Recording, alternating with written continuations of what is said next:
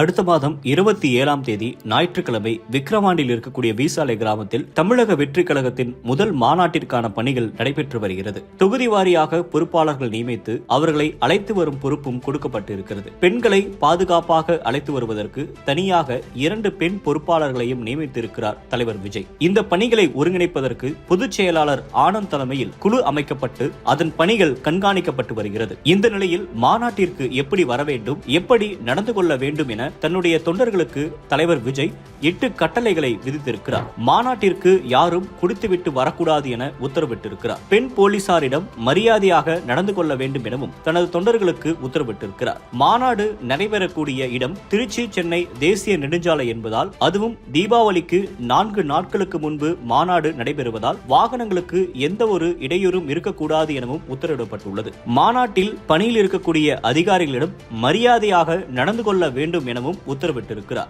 மாநாடு நடைபெறக்கூடிய இடங்களில் இருக்கும் கிணறுகள் தற்காலிகமாக மூடப்படும் என சொல்லப்பட்டிருந்தாலும் வரக்கூடிய தொண்டர்கள் கவனமாக இருக்கவும் வலியுறுத்தப்பட்டிருக்கிறது.